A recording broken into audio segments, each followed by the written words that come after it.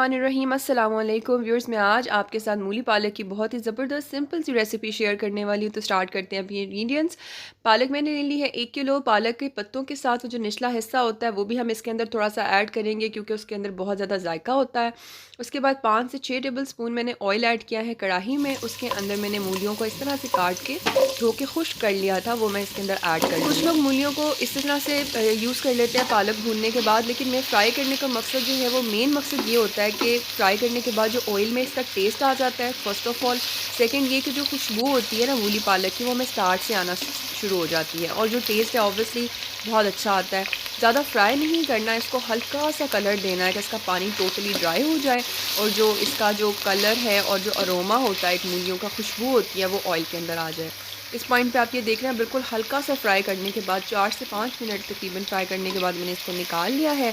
और उसी ऑयल में जो है ये मैंने एक प्याज जो है वो स्लाइस हुआ हुआ इस तरह से डाला है।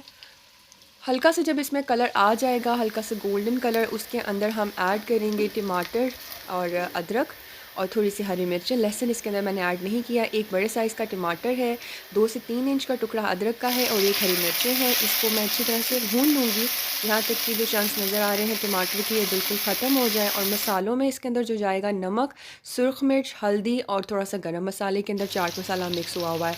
ये तमाम चीज़ें मैं इसके अंदर डाल रही हूँ। गरम मसाला मैं इसमें एंड पे नहीं डालूँगी क्योंकि मैं इसके अंदर साबुत कोई भी मसाले नहीं डाल रही हूँ, क्योंकि वो मुँह में आते हैं बच्चों के भी, तो वो लाइक नहीं करते हैं और बहुत अच्छे से ये भून जाता है। आप ये देख रहे हैं कि ये मसाले बहुत कम मसाले हैं। मसाले डालने के बाद अच्छा से इसको भून रही हूँ, बहुत अच्छा सा भूनूंगी। पानी का इस्तेमाल आपने ख़्याल रखना है कि कम इसमें यूज़ करना है क्योंकि पालक में भी काफ़ी क्वांटिटी में जो है वो पानी होता है और मूली भी जो होता है वो पानी छोड़ती है। मैंने मसाला भूनते समय भी पानी नहीं डाला, समय वक्त पानी नहीं डाला और उसके बाद मैंने पालक ऐड करने के बाद भी पानी नहीं डाला। उसके बाद ये मसाला अच्छी तरह से भुन जाएगा तो इसके अंदर ऐड करेंगे पालक। आप ये देख रहे हैं अच्छी तरह से मैंने धो के इसको खुश्क कर लिया है और इसको अच्छी तरह से मैं मसाले में जो है वो कवर करूँगी और उसके बाद अच्छे से मिक्स करने के बाद इसको मैं इसी के पानी में तकरीबन 5 से 8 मिनट के लिए ढक के पका लूँगी ताकि पानी जो है वो छोड़ दे और इसी पानी के अंदर हम जो नेक्स्ट स्टेप है पालक का वो अच्छी तरह से भून लें। उसी पानी के अंदर एक्स्ट्रा पानी ऐड नहीं करना। ये छोटी छोटी सी टिप्स होती हैं जो हमारे खाने को बड़ा मज़ेदार बनाती हैं। अब ये इसको मैंने दम पे रख दिया है। 5 से 8 मिनट के बाद ये मैंने देखें आप पानी काफ़ी हद तक खुश्क हो गया, लेकिन बकाया पानी जो है वो हमें खुश्क करना है। पालक को अच्छे से भूनना है। इस टाइम पे नज़र आ रहे हैं टमाटर भी नज़र आ रहे हैं, पालक भी जो है वो कच्ची सी नज़र आ रही है, पानी नज़र आ रहा है। ये इतना अच्छा भूनना है आपने कि तमाम चीज़ें जो है वो नज़र आना बंद हो जाएँ। धनिया इस टाइम पर मैंने ऐड किया क्योंकि धनिया डालने से जो है ना वो पालक में थोड़ा सा वो स्मूथली मुलायम मुलायम सी पालक बनती है, वो बड़ी टेक्स्चर उसका बहुत अच्छा हो जाता है। ये तमाम चीज़ों को मैं अच्छी तरह से भून रही हूँ कि यहाँ तक कि इसका जो पानी है वो खुश्क हो जाए। यहाँ पे मैंने नमक चेक कर लिया था कि नमक कम तो नहीं है, क्योंकि ये खुश्क जो हंडियाँ होती हैं ना उसके ऊपर से नमक तो डल नहीं सकता, तो नमक का आपने ख़ास ख्याल रखना है।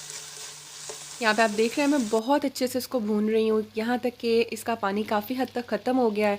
इस पॉइंट पे मैंने मूलियाँ जो ऐड कर दी हैं। मूलियाँ तकरीबन 40% जो है वो कुक्ड है, लेकिन बकाया जो है वो भूनते के टाइम में कुक करेंगे इसको अच्छी तरीके से।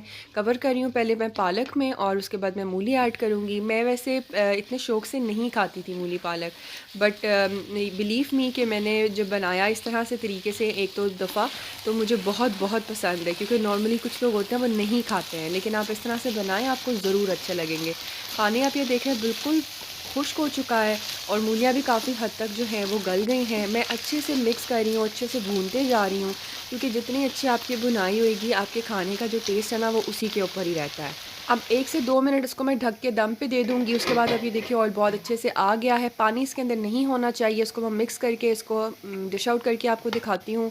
उम्मीद है आपको मेरी आज की रेसिपी पसंद आई होगी। पसंद आई हो तो कमेंट सेक्शन में ज़रूर बताइएगा। अपना बहुत सारा ख्याल रखिएगा और रेसिपी ज़रूर ट्राई कीजिएगा। दुआ में याद रखिएगा। टेक केयर एंड अल्लाह हाफ़िज़।